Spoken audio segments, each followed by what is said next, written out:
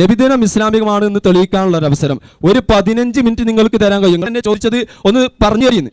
അപ്പോൾ നിങ്ങൾ തന്നെ ചോദിച്ചു, വടി കൊടുത്ത് അടി വാങ്ങാൻ തന്നെ പറയാം. അപ്പൊ നിങ്ങൾ തന്നെ ചോദിച്ചു, പക്ഷെ നിങ്ങൾ അവസരം തന്നില്ല. ഓക്കെ, എന്നാൽ നിങ്ങൾ ഇവിടെ പറഞ്ഞ അൽയൗമ അക്മൽതു ലക്കും ദീനക്കും. ഒരു മിനിറ്റ്, ഫൈസൽ മൗലവി മറുപടി പറഞ്ഞപ്പോൾ നിങ്ങൾ കേട്ടില്ലേ? അങ്ങനെ ആയത്തോ ഹദീസോ അല്ലെങ്കിൽ ആദ്യ 4 നൂറ്റാണ്ടുകളിൽ രചിക്കപ്പെട്ട ഏതെങ്കിലും ഗ്രന്ഥത്തിലുള്ള ഉദ്ധരണിയോ നിങ്ങൾക്ക് പറയാൻ സാധിക്കുമെങ്കിൽ 5 മുതൽ 10 വരെ മിനിറ്റ് നിങ്ങൾക്ക് തരാമെന്ന് പറഞ്ഞു. ഉണ്ടെങ്കിൽ പറഞ്ഞോളി. ആയത്തുണ്ടെങ്കിൽ ആയത്തിൻ്റെ നമ്പർ പറഞ്ഞാൽ മതി, ആയത്ത് ഇവിടുന്ന് ഓതും. ഹദീസ് ഉണ്ടെങ്കിൽ ഏത് ഗ്രന്ഥത്തിലാണ് എന്ന് പറഞ്ഞാൽ മതി, നമുക്ക് കണ്ടുപിടിക്കാം. നബിദിനം ഇസ്ലാമികമാണെന്നുള്ളതിന്റെ തെളിവ് ഞാനല്ല പറയേണ്ടത്. ഞാനല്ല പറയേണ്ടത്, ഞാൻ പൂർണ്ണമായിട്ട് പറയാം. നിങ്ങൾ അവസരം തരുമോ? അതല്ലേ അല്ല, പൂർണ്ണമായിട്ട് പറയാൻ നിങ്ങൾ അവസരം തരുമോ? ഒരു 15 മിനിറ്റ് തരുമോ? നിങ്ങൾ 10 മിനിറ്റിന്റെ ഉള്ളിൽ പറയുന്നത് അതല്ലേ? 15 ആയിക്കോട്ടെ, 15 മിനിറ്റ് നിങ്ങൾ തരുമോ? ബാക്കി 5 മിനിറ്റ് നമുക്ക് ആലോചിക്കാം. ആദ്യം 10 മിനിറ്റിന്റെ ഉള്ളിൽ പറയും. ആ ആയത്തൊന്ന് പറഞ്ഞാളേ, എന്നാ തീർന്നില്ലേ? ആയത്ത് പറഞ്ഞാലേ അല്ല, നിങ്ങൾ ഒരു ഇസ്ലാമികമാണ് തെളിയിക്കാൻ അത്രയും സമയത്തില്ല. സഹോദര ജുനൈദ്, 15 മിനിറ്റ് ഇത് തർക്കത്തിന് വേണ്ടിയല്ല. നിങ്ങൾ ഉണ്ടെങ്കിൽ പറഞ്ഞോളി. നിങ്ങൾക്ക് 10 മിനിറ്റ് തരാന്ന് പറഞ്ഞല്ലോ. നിങ്ങൾ ചോദിച്ച അത്ര തരണില്ലെങ്കിൽ ഒരു 5 മിനിറ്റ് അല്ലേ കുറഞ്ഞിട്ടുള്ളൂ. ആ പറഞ്ഞോ, അതാ മൈക്കതാ, അവിടെ നിന്ന് പറഞ്ഞാൽ മതി. തെളിവ് പറഞ്ഞോളൂ. നിങ്ങള് 10 മിനിറ്റ് തരും. അതല്ലേ പറഞ്ഞ തെളിവ് പറയും. അതിന്റെ അടുക്ക് നിങ്ങൾ ഇടപെടുവോ? തെളിവ് വെറുതെ അനാവശ്യ വർത്താനം പറയാൻ പറ്റൂല. ബിസ്മില്ലാഹിർ റഹ്മാനിർ റഹീം അൽഹംദുലില്ലാഹി റബ്ബിൽ ആലമീൻ അസ്സലാത്തു വസ്സലാമു അലാ സയ്യിദിൽ മുർസലീൻ വഅലാ ആലിഹി വസഹ്ബിഹി അജ്മഈൻ. അമ്മാ ബഅദ്. ജുനൈദേ, നിങ്ങൾ തുടങ്ങുമ്പോഴും നമ്മൾ തുടങ്ങുമ്പോഴും ഒക്കെ ഹംദും സലാത്തും ചൊല്ലി. ഇനി അത് ചൊല്ലിയിട്ട് വീണ്ടും സമയം കളയണ്ട. ഞാൻ പുതിയൊരു വിഷയാവതരണം തുടങ്ങല്ലേ? തെളിവ് പറയുന്നു. നിങ്ങൾ വിഷയാവതരണമല്ല, നിങ്ങൾക്ക് തെളിവ് പറയാനുള്ള അവസരമാണ്. എന്താ നിങ്ങൾ മനസ്സിലാക്കാത്ത? വെറുതെ സമയം കളയില്ല. ബിസ്മില്ലാഹിർ റഹ്മാനിർ റഹീം. നബി സല്ലല്ലാഹു അലൈഹി വസല്ലമ തങ്ങളുടെ ജന്മദിനം ഇസ്ലാമികമാണ് എന്ന് തെളിയിക്കാൻ ബഹുമാനപ്പെട്ട പണ്ഡിതന്മാരായ മഹാന്മാര് ഒരുപാട് ഗ്രന്ഥങ്ങൾ, അവരുടെ ഗ്രന്ഥങ്ങളിലെല്ലാം പല പണ്ഡിതന്മാരും അവരുടെ ഗ്രന്ഥങ്ങളിൽ ഇസ്ലാമികമാണ് എന്നും അത് പുണ്യകരമാണ് എന്നും പറഞ്ഞിട്ടുണ്ട്. പണ്ഡിതന്മാർ അത് പുണ്യകരമല്ല എങ്കിൽ, അതായത് ഇസ്ലാമിന് അന്യമാണ് എങ്കിൽ അത് ഒരു പണ്ഡിതനും ഇവിടെ പഠിപ്പിക്കുകയില്ലായിരുന്നു. അതേ സമയത്ത് ഒരുപാട് പണ്ഡിതന്മാർ അത് ഇസ്ലാമികമാണെന്ന് പറഞ്ഞിട്ടുണ്ട്.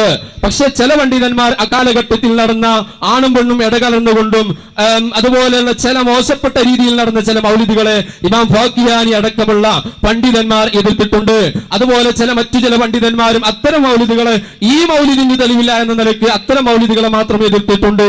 അതേ സമയത്ത് പല പണ്ഡിതന്മാരും നബി സല്ലല്ലാഹു അലൈഹി വസല്ലമ തങ്ങളുടെ ജന്മദിനം അതേ ദിവസത്തിൽ തന്നെ ആഘോഷിക്കലും അത് കൊണ്ടാടലും അന്ന് പ്രത്യേകം ശുക്ർ പ്രകടിപ്പിക്കലും അത് നന്മയുടെ പല രൂപങ്ങളെ കൊണ്ടും നല്ല കാര്യങ്ങളെ കൊണ്ട് ശുക്ർ പ്രകടിപ്പിക്കലും അന്ന് സുന്നത്താണ് എന്ന് ബഹുമാനപ്പെട്ട ഹബീബ് മുഹമ്മദ് റസൂലുള്ളാഹി സല്ലല്ലാഹു അലൈഹി വസല്ലമ തങ്ങള് നബി സല്ലല്ലാഹു അലൈഹി വസല്ലമ തങ്ങളുടെ ഹദീസുകളും ഒക്കെ പഠിച്ച പണ്ഡിതന്മാർ ആ വിഷയം പ്രതിപാദിച്ചിട്ടുണ്ട്. പ്രിയമുള്ളവരെ, ബഹുമാനപ്പെട്ട ഹബീബായ മുഹമ്മദ് റസൂലുള്ളാഹി സല്ലല്ലാഹു അലൈഹി വസല്ലം തങ്ങളുടെ പരിശുദ്ധ ഖുർആൻ പറയുകയാണ്, യാ അയ്യുഹല്ലദീന ആമനു ഉസ്കുറൂ നിഅമത്തല്ലാഹി ഇൻ കുൻതും ഇയ്യാഹു തഅബ്ദൂൻ. നിങ്ങൾ അല്ലാഹുവിനെ ആരാധിക്കുന്നവരാണ് എങ്കിൽ നിങ്ങൾ അല്ലാഹു നൽകിയ അനുഗ്രഹങ്ങൾക്ക് മുഴുവൻ നിങ്ങൾ ശുക്ർ ചെയ്യണം. അല്ലാഹു നൽകിയ അനുഗ്രഹങ്ങൾക്ക് ശുക്ർ ചെയ്യണം എന്നുള്ളതിന് ആർക്കും തർക്കമില്ല. അല്ലാഹു നൽകിയ ഏറ്റവും വലിയ അനുഗ്രഹം എന്താണ്? ബഹുമാനപ്പെട്ട ഇമാം സുയൂത്തി റളിയല്ലാഹു അൻഹു പറയുകയാണ്, വഅയ്യു നിഅമത്തിൻ അഅ്ലമു മിൻ ബുറൂസിൻ നബി സല്ലല്ലാഹു അലൈഹി വസല്ലം. നബി സല്ലല്ലാഹു അലൈഹി വസല്ലം തങ്ങൾ ജനിക്കുന്നതിനേക്കാൾ ഏറ്റവും വലിയ അനുഗ്രഹം മറ്റേതാണ്? പ്രിയമുള്ളവരെ, ആ നബി സല്ലല്ലാഹു അലൈഹി വസല്ലമ തങ്ങൾ ജനിച്ചത് ഏറ്റവും വലിയ അനുഗ്രഹമാണെന്ന് പണ്ഡിതന്മാർ തന്നെ പറയുന്നു. ആ പണ്ഡിതന്മാര് പറയുകയാണ്, ആ ദിവസത്തിൽ തന്നെ നബി തങ്ങൾ ജനിച്ചതിന് പ്രത്യേകം നന്ദി ചെയ്യണം. അതെ, നിങ്ങൾക്ക് അംഗീകരിക്കുന്ന ശൗക്കാനി തന്നെ പറയാണ്, അസ്സലാത്തു ശുക്റുൻ വസ്സിയാമു ശുക്റുൻ വകുല്ലു ഫീലിൻ വകുല്ലു ഖൈരിൻ തഫഅലുഹു ശുക്റുൻ. ഏത് നല്ല കാര്യങ്ങളും ശുക്റാണ്. നബി സല്ലല്ലാഹു അലൈഹി വസല്ലമ തങ്ങളുടെ നിങ്ങളുടെ ജന്മം നിയമത്താണ്. ആ നിയമത്തിന് നിങ്ങൾ ഏത് രൂപത്തിൽ നന്ദി ചെയ്താലും അതെല്ലാം ശുക്രിന്റെ ഭാഗമാണ്. പണ്ഡിതന്മാർ എടുത്തു തന്നെ പ്രത്യേകവും പറഞ്ഞു. അല്ലാതെ മൊത്തത്തിലും ഈ മൗലവിമാർ ഇവിടെ ഉദ്ധരിച്ച അതേ ബിദ്അത്തല്ല, അനിസ്ലാമികമാണ് എന്ന് തെളിയിക്കാൻ അവർ കുറെ ആയത്തുകൾ ഒരുമിച്ച് കൂട്ടി പറഞ്ഞതുപോലെ പണ്ഡിതന്മാരും ഇസ്ലാമികമാണെന്ന് തെളിയിക്കാൻ ഒരുപാട് വിഷയങ്ങളിലൂടെ സമർപ്പിച്ചിട്ടുണ്ട്. ആരാണ് പണ്ഡിതന്മാര്? ഖുർആൻ പറഞ്ഞു, ഫസ്അലു അഹ്ല ദിക്രി ഇൻ കുൻതും ലാ തഅലമൂൻ. ഓ മുഅ്മിനീങ്ങളെ, നിങ്ങൾ അതേ യഥാർത്ഥത്തിൽ അറിവുള്ളവരോട് നിങ്ങൾ ചോദിക്കണം. എന്ത് ചോദിക്കണം? നിങ്ങൾക്കറിയാത്ത വിഷയങ്ങൾ അറിവുള്ളവരോട് ചോദിക്കണം. ഞാൻ ചോദിക്കട്ടെ, ഒരു 5 നൂറ്റാണ്ട് 6 നൂറ്റാണ്ട് അല്ലെങ്കിൽ ഒരു 7 നൂറ്റാണ്ടിന്റെ മുമ്പുള്ള ആളുകൾക്ക് നമ്മളെക്കാൾ വിവരമുണ്ട് എന്നുള്ളതിൽ ഏതെങ്കിലും മുസ്ലിമിന് സംശയമുണ്ടോ? അതേ സമയത്ത് ഇന്ന് വരുന്ന ചില മൗലവിമാര് വന്നിട്ട് പറയാണ്, അതെ അവർക്കൊന്നും വിവരമില്ല, അവര് പെണ്ണ് പള്ളിയിൽ പോകണമെന്ന് പോകണ്ട എന്ന് പറഞ്ഞത് പെണ്ണ് പള്ളിയിൽ പോകാൻ പാടില്ല, അങ്ങനെ റസൂലുള്ളാഹിന്റെ ഭാര്യമാരോ ആരും പോയതില്ല. അതെ അതിൽ വല്ല പുണ്യവും ഉണ്ടായിരുന്നെങ്കിലും റസൂലുള്ളാഹിന്റെ ഭാര്യമാര് പോകുമെന്ന് ഇമാം ഷാഫി തങ്ങളടക്കം പറഞ്ഞു.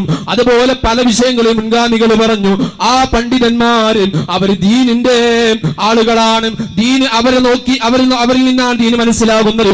എത്രത്തോളം എന്റെ മുജാഹിദിന്റെ സുഹൃത്തുക്കൾക്ക് മനസ്സിലാകാൻ ഒരു കാര്യം കൂടെ ഉറപ്പെടുത്തുകയാണ്, ഇതിന്റെ ഭാഗം തന്നെയാണ്. അതായത് ഒരു ഹദീസ് സഹീഹാണോ അല്ലേ എന്ന് പറയാൻ നമ്മളെല്ലാത്തിനും സഹീഹായ ഹദീസുണ്ടോ ആയത്തുണ്ടോ എന്ന് ചോദിക്കും. പക്ഷേ ഒരു ഹദീസ് സഹീഹാണെന്ന് പറയാൻ വേറൊരു ഹദീസിൽ ഉണ്ടാകൂല നേരത്തെ പറഞ്ഞ ഹദീസ് സഹീഹാണ് എന്ന്. അതേ സമയത്ത് ഹദീസ് സഹീഹാണെന്ന് പറയുന്നത് പിൽക്കാലഘട്ടത്തുള്ള ദഹബിയെ പോലെ ഇബ്നു കസീറിനെ പോലെ 8ാം നൂറ്റാണ്ടിലുള്ള പണ്ഡിതന്മാരുടെ കിതാബുകൾ ധരിച്ചുകൊണ്ട് അവർ പറഞ്ഞത് സത്യമാണ് എന്ന് അംഗീകരിച്ചുകൊണ്ട് അവർ ആ ഒരു റാവിയെ കുറിച്ച് അവർ എന്താണോ പറഞ്ഞത് അത് സത്യമാണ് എന്ന് അംഗീകരിച്ചുകൊണ്ട് ഇവർ എന്താണോ പറയുന്നത് അതിനനുസരിച്ചാണ് നമ്മൾ ഹദീസിനെ സ്വീകരിക്കുന്നത് തന്നെ. അപ്പൊ നമ്മൾ മനസ്സിലാക്കണം, ഹദീസ് സഹീഹാണ് എന്ന് പറയുന്നിടത്ത് തന്നെ നമുക്ക് ഇമാമിങ്ങളെ വേണം. ആ ഇമാമിങ്ങൾ പറയാണ് അതേ നബിദിനം സുന്നത്താണ്. ഇപ്പൊ ശേഷൻ മൗലവി പറയും ഫാഖ്യാനി പാടില്ല എന്ന് പറഞ്ഞിട്ടുണ്ട് എന്ന്. ആ ഫാഖ്യാനി പാടില്ല എന്ന് പറഞ്ഞത് എത്ര മൗലിദാണെന്നറിയോ? അത് ആ കാലഘട്ടത്തിൽ ഉണ്ടായിരുന്ന ചില ആളുകൾ അവരുടെ ഇച്ഛക്ക് അനുസരിച്ച് കൊണ്ടുണ്ടാക്കിയ മൗലിദുകളാണ്. അതേ സമയത്ത് ഇതിന്റെ വിഷയത്തിൽ ഇനി എത്രത്തോളം ഇതിന്റെ വിഷയത്തിൽ സംവാദം നടത്താനുണ്ടെങ്കിൽ വരെ ഞാൻ തയ്യാറാണ്, അല്ലെങ്കിൽ എന്റെ പക്ഷത്തിൽ നിന്ന് ആരെങ്കിലും വരണമെങ്കിൽ അതിനും തയ്യാറാണ്. ഈ വിഷയം ഞങ്ങൾ കണ്ടില്ലേ? ഇപ്പോൾ നമ്മൾ ചോദ്യം ചോദിച്ചപ്പോൾ തന്നെ പല രൂപത്തിലാണ് മൗലവി ഇവിടെ പറഞ്ഞിട്ടുള്ളത്. ഓരോ മറുപടിയിലും പുതിയൊരു ചോദ്യം ചോദിക്കേണ്ട അവസ്ഥ ഇരിക്കുകയാണ്. ഈ നിലക്ക് മൗലവിമാരുടെ പ്രസംഗം മുന്നോട്ട് പോകുമ്പോ എനിക്കിവിടെ ചോദിക്കാനുള്ളത് നേർക്ക് നേരെ ഒരു സദസ്സിൽ നിന്നുകൊണ്ട് അതേ നമുക്ക് സംസാരിക്കാനും പറയാനും ഒക്കെ സാധിക്കും. ഞാൻ എന്റെ ഭാഗത്ത് നിന്ന് പണ്ഡിതന്മാരെ കൊണ്ടുവരാം, നിങ്ങൾക്ക് നിങ്ങളുടെ ഭാഗത്ത് നിന്ന് അതേ കൊണ്ടുവരാൻ അതേ നിങ്ങൾ തന്നെ ആയിരിക്കും അതിന്റെ ആളുകളും. ഏതായാലും നമുക്ക് അങ്ങനെ വേണമെങ്കിലും ചർച്ച ചെയ്യാൻ. ഇവിടെ നിങ്ങൾ 1.5 മണിക്കൂർ 2 മണിക്കൂർ വിഷയമെടുത്തുകൊണ്ട് അനിസ്ലാമികമാണെന്ന് സമർപ്പിച്ചു. പക്ഷേ നിങ്ങൾ ഈ പറഞ്ഞതിന് ചിലപ്പോൾ റദ്ദ് ചെയ്യാൻ സാധ്യതയുണ്ട്. പക്ഷെ അതൊക്കെ നേരിട്ട് സംസാരിക്കുമ്പോഴാണ് പൂർണ്ണമായി എല്ലാ ചുരുളുകളും അഴിയുന്നതെന്ന് മാത്രമാണ് ഈ സമയത്ത് ഓർമ്മപ്പെടുത്താനുള്ളത്. സമയത്തിന് ഇനി 1 മിനിറ്റും കൂടെ ഉണ്ട് എന്ന് മനസ്സിലാക്കുകയാണ്. അപ്പൊ പറഞ്ഞു വന്നത് ഇമാമികളൊക്കെയും പറഞ്ഞിട്ടുണ്ട്. ഖുർആനാ പറഞ്ഞത് എന്ന് ഖുർആൻ പറഞ്ഞിട്ടുണ്ട്. അതുപോലെ അതേ നേരത്തെ പറഞ്ഞു ശുക്ർ ചെയ്യൽ നിർബന്ധമാണ്. മാത്രമല്ല റബീഉൽ അവ്വൽ 12ന്റെ ദിവസം മഹാന്മാരാകുന്ന സഹാബത്ത് അവർ പറയുകയാണ് തലഅൽ ബദ്റു അലൈനാ വജബ ശുക്റു അലൈനാ. അതേ ബദ്റാകുന്ന പൂർണ്ണചന്ദ്രനാകുന്ന റസൂലുള്ള നമ്മിലേക്ക് ഇന്ന് വെളിവായിരിക്കുകയാണ്, അല്ലെങ്കിൽ റസൂലുള്ള വെളിവായിട്ടുണ്ട്. അതുകൊണ്ട് തന്നെ നമുക്ക് ശുക്ർ ചെയ്യൽ നിർബന്ധമാണ്. ആരാ ശുക്ർ ചെയ്യൽ നിർബന്ധമാണെന്ന് പറഞ്ഞു ചോദിക്കണ്ട. മാത്രമല്ല അത് എപ്പോൾ ഓരോ ദീനിലേക്ക് വിളിക്കുന്ന ബാങ്ക് വിളിക്കുന്ന കാലത്തോളം അത് നിർബന്ധമാണ്. ആ ശുക്രിന്റെ രൂപമാണ് നേരത്തെ നിങ്ങളുടെ ഷൗക്കാനി തന്നെ പറഞ്ഞത്. ഞാൻ പറഞ്ഞത് ഏത് നന്മകൾ ചെയ്തു. ശരി, 10 മിനിറ്റായി. അൽഹംദുലില്ലാ. ഇപ്പൊ മനസ്സിലായില്ലേ? നബിയത്ത് തെളിവില്ല, മനസ്സിലായില്ലേ? ഇത്രല്ലേ ആവശ്യമുള്ളൂ. നിങ്ങളെ ഭയം അറിയാൻ പറ്റും. അത് ഉസാറാ. ഭയം പറഞ്ഞിട്ട് സംവാദം നിങ്ങളെ പറ്റൂല, അതും തെളിഞ്ഞു. ഭയം പറഞ്ഞ എല്ലാ ഉസാറ പൈസ ഉണ്ടാക്കാനും പറ്റും. ഇനി നിർത്തിക്കാളി, ഇനി മുണ്ടല്ലേ. നിങ്ങൾ 10 തയ്ച്ചു മുസ്ലിം ഓരോ കിതാബുകൾ ഉദ്ധരിച്ചോ. അതാ പറഞ്ഞ ഓരോ കിതാബ് ഇപ്പൊ അൽഹംദുലില്ലാ ബോധ്യപ്പെട്ടു. ഹിജ്റ 400 വരെയുള്ള ഒരു പണ്ഡിതനും നബിയെ പറ്റി ഒന്നും പറഞ്ഞിട്ടില്ല. അൽഹംദുലില്ലാ നമ്മൾ 10 പോയിട്ടില്ല. ആയിക്കോട്ടെ, 10 ഇതല്ലേ പറയാനുള്ളൂ. നിങ്ങൾക്ക് ആകെ പറഞ്ഞ സുയൂത്ത് ഞാൻ നേരത്തെ പറഞ്ഞില്ലേ, ഇത് നിങ്ങൾ 10 വേണ്ട നിർത്തിക്കാളി. നിങ്ങൾ ഇതിനു വേണ്ടി സമയം കണ്ട ആവശ്യമുണ്ടോ? അപ്പൊ അൽഹംദുലില്ലാ ഇവിടെ ആവർത്തിച്ച് വ്യക്തമാക്കുന്നു, ഒരു ആയത്തിലോ ഒരു ഹദീസിലോ നബിയുടെ ചെയ്തിയിലോ സ്വഹാബത്തിന്റെ ചെയ്തിയിലോ താബിഈങ്ങളുടെ ചെയ്തിയിലോ തബഉ താബിഈങ്ങളുടെ ചെയ്തിയിലോ ഇങ്ങനെ ഒന്നില്ല. ഏയ് എന്തരായി അവിടെ നോട്ടെ, മുമ്പ് പ്രതീക്ഷ നമുക്ക് അവിടെ നോട്ടെ, മുമ്പ് നന്നാവും, നന്നായാൽ നമുക്ക് വയലാറിയാൻ പറ്റും. ആ ഏയ് അവിടെ നോട്ടെ, മുമ്പ് കേൾക്കട്ടെ അവിടെ നിന്ന് കേൾക്കട്ടെ. ഒരു കസാര കൊടുക്കി ഇവിടെ, ഒരു ചയർ കൊടുക്കി, മുമ്പ് ഇരിക്കട്ടെ. ആലിമ്യങ്ങളെ ബഹുമാനിക്ക്, അവിടെ ഇരിക്കട്ടെ. ആ ശരി. അപ്പൊ ഏതായിരുന്നാലും അൽഹംദുലില്ലാ നമ്മൾ അത്ര ഇവിടെ പറയാൻ ശ്രമിച്ചിട്ടുള്ളൂ. ഇമാം ഷാഫി റഹിമഹുല്ലാ ഞാനത്തെ ആവർത്തിച്ചു പറഞ്ഞു, ഇമാം ഷാഫി 100 കിതാബ് എഴുതിയ ആളാണ്. ഇമാം മാലിക് റഹിമഹുല്ലാ 7 അത്ര കിതാബ് എഴുതിയ ആളാണ്. ഇമാം അഹ്മദ് ഹംബൽ റഹിമഹുല്ലാ അതേപോലെ കിതാബ് എഴുതിയ ആളാണ്. അവരാരും പറഞ്ഞില്ല. അതുകൊണ്ട് തന്നെ ഇത് കൃത്യമായി ബോധ്യപ്പെടുന്നു, അവർക്കൊന്നും പരിചയമില്ല. പിന്നെ ആകളെന്താ ബാക്കി ഇരുന്നോളി, എന്തിനാ അവിടെ ഇരുന്നോളി, ആദം അവിടെ ഇരുന്നോളി, അതാ പോയി ജുനൈദിരിക്കി മുസ്ലിം അവിടെ ജുനൈദ് ഇരിക്കി, നിങ്ങളെ പ്രതീക്ഷ ഇരിക്കി, നന്നായി കിട്ടി, നമുക്ക് വളരെ ആളായില്ലേ, ഇരിക്കി അവിടെ മൈക്കല്ല ഇരിക്കി, 10 തന്നില്ല എനിക്ക്. അപ്പൊ ഏതായിരുന്നാലും വിശുദ്ധ ഖുർആൻ കൊണ്ടോ പ്രവാചകന്റെ വചനങ്ങൾ കൊണ്ടോ സ്വഹാബത്തിന്റെ ചെയ്തി കൊണ്ടോ താബിഈങ്ങളുടെ ചെയ്തി കൊണ്ടോ തബഉ താബിഈങ്ങളുടെ ചെയ്തി കൊണ്ടോ ഷാഫി ഇമാമിന്റെ അധ്യാപനം കൊണ്ടോ ഇമാം മാലിക്കിന്റെ അധ്യാപനം കൊണ്ടോ ഇമാം അഹ്മദിന്റെ അധ്യാപനം കൊണ്ടോ ഇമാം അബൂ ഹനീഫ അധ്യാപനം കൊണ്ടോ ബുഖാരിയുടെ മുസ്ലിമിന്റെ അബൂദാവൂദ് തുർമുദി നസായിയുടെ ഇബ്നു മാജയുടെ മുഹയ്യിദ്ദീൻ ശൈഖ് റിഫായി ശൈഖിന്റെ പോലും കിതാബുകൾ കൊണ്ട് ഈ ആചാരം തെളിയിക്കാൻ സാധ്യമല്ല. പിന്നുള്ളത് എന്താ? അത് നേരത്തെ ഞാൻ പറഞ്ഞതാണ്. ഹിജ്റ 600 ശേഷം വ്യാപകമായി ചില പണ്ഡിതന്മാർ അനുകൂലിച്ചു, ചില പണ്ഡിതന്മാർ പ്രതികൂലിച്ചു. നേരത്തെ പറഞ്ഞില്ലേ, അനുകൂലിച്ചവരും പ്രതികൂലിച്ചവരും ഒരേ രൂപത്തിൽ അംഗീകരിക്കുന്നു, ഇത് പിൽക്കാലത്ത് വന്നതാണ്. അതുകൊണ്ട് മതത്തിൽ അങ്ങനെ കൂട്ടിച്ചേർക്കാൻ നമുക്ക് അനുവാദമില്ല. പിന്നെ മൂപ്പരോട് ചെറിയ തട്ടിപ്പ് നടത്തിയിട്ടുണ്ട്, അത് പറയാൻ പറ്റൂല. ചെറിയൊരു തട്ടിപ്പ്, അതായത് ഫാഖിഹാനി റഹിമഹുല്ലാ മൗലിദ് എതിർത്തു എന്ന് പറഞ്ഞപ്പോ അത് ഈ കാണുന്ന മൗലിദൊന്നല്ല, ആണും പെണ്ണും കൂടിക്കലർന്നൊക്കെ പലതുണ്ടായപ്പോ അതിനെ പറ്റിയാണ് അല്ല. അത് അദ്ദേഹം അവസാനം വേറെ പറയുന്നുണ്ട്, അത് വേറെ പറയുന്നുണ്ട്. ആദ്യം ഫാഖിഹാനി അദ്ദേഹത്തിന്റെ കിതാബ് അൽ മൗലിദു ഫിൽ കലാമി അലാ അമദിൽ മൗലിദ്, അതാണ് ഫാഖിഹാനി കിതാബ്. അബൂ അംറുൽ ഫാഖിഹാനി എന്ന പണ്ഡിതൻ എഴുതിയ ഗ്രന്ഥമാണ് അൽ മൗലിദു ഫിൽ കലാമി അലാ അമദിൽ മൗലിദ്. അത് അദ്ദേഹം പറയാണ്, ഇന്ന അസ്ല അമദിൽ മൗലിദ് ഇൻദി ബിദ്അ. തുടക്കം എങ്ങനെയാണ്? അമലുൽ മൗലിദ്, മൗലിദ് എന്ന ഈ അമല് അതിന്റെ അടിസ്ഥാനം തന്നെ ഇൻദി എന്റെ അഭിപ്രായ പ്രകാരം ബിദ്അത്തുൻ, അത് ബിദ്അത്താണ്. ലം യുൻകൽ ദാലിക അൻ അഹദിൻ മിനസ് സലഫി മിനൽ ഖുറൂനി സലാസ. ആദ്യ 3 നൂറ്റാണ്ടിലെ മുൻഗാമികളായ ഒരാളിൽ നിന്നും അങ്ങനെ അമൽ ഉദ്ധരിക്കപ്പെട്ടിട്ടില്ല. അതിന് കിതാബ് തുടങ്ങുക എങ്ങനെയാണ്? ഇത് ബിദ്അത്താണ്, ആദ്യ 3 നൂറ്റാണ്ടിലെ ഒരാളിൽ നിന്നും ഉദ്ധരിക്കപ്പെട്ടില്ല. ആ ധൈര്യം കൊണ്ടാണ് ഞങ്ങൾ പറയണത്. അല്ലാണ്ട് ഹിജ്റ 400 വേണം എല്ലാ കിതാബ് ഓതി പഠിച്ചിട്ടല്ല നിൽക്കുന്നത്. അവരൊക്കെ പറഞ്ഞിട്ടുണ്ട് ഹിജ്റ 300 ആരും ഉദ്ധരിച്ചിട്ടില്ല. ബിദ്അത്താണ്. അഹ്ദസഹൽ ബത്താലൂന, ചില ബോസന്മാരാ ഉണ്ടാക്കിയത്. വഅ്തനാബിഹൽ അക്കാലൂൻ, ചില ശാപ്പാട്ട് വീരന്മാര് അത് നിലനിർത്താൻ വേണ്ടി ശ്രദ്ധിച്ചുകൊണ്ടിരിക്കുന്നു.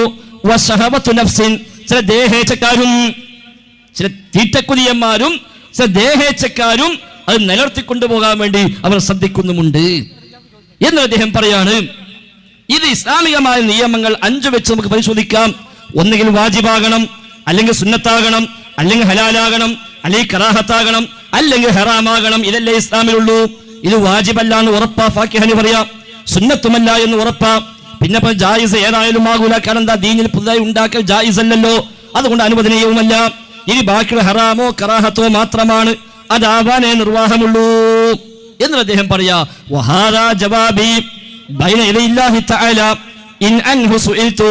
നാളെ റബ്ബിന്റെ കോടതിയിൽ പരലോകത്ത് വരുമ്പോ അവിടുന്ന് അള്ളാഹുവിനോട് ചോദിക്കാം, അല്ല ഫാഖിഹാനി, എന്താണ് മൗലിദിനെ പറ്റി നിങ്ങളുടെ അഭിപ്രായമെന്ന് നാളെ പരലോകത്ത് അള്ളാഹു ചോദിച്ചാൽ അവിടെയും ഞാൻ ഈ മറുപടിയാണ് പറയുക.